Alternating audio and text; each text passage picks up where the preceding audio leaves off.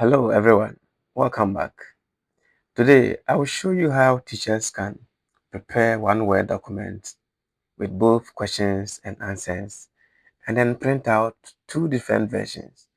That is a student test paper without the answers shown and a teacher's marking scheme which will come with the answers. And you do all this without having to delete the answers from the sheet.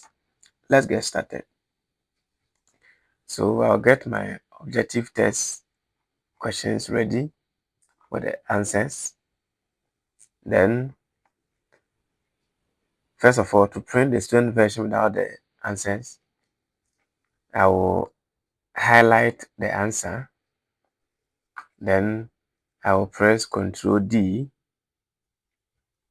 Then within the effects, I will select hidden. Then OK. So it will be underlined showing that it has been hidden. I will go ahead and do that for all the remaining answers. So for question 2, so for question 3, I will do same, Control D, then hidden. I will go down to question 4, highlight the answer, Control D, then hidden. Finally, question 5, Control D, and then hidden. Now, if I want to print out, I will just go ahead to my file, print, and from the preview, you can see that the questions are shown there with their various alternative answers without the actual answers showing because they are hidden. Now let's go back and print the teacher copy. So to print the teacher copy, you simply go to File, you go to Options, then you go to Display. Now under Display, we have Print Options or Printing Options, as you can see on the screen. So you go down and select Print Hidden Text, and then you click OK.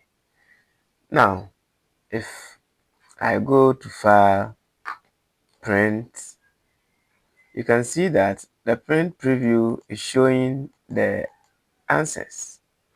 So by this, the teacher can get a marking scheme, then print student questions without necessarily having to delete the answers from the sheet.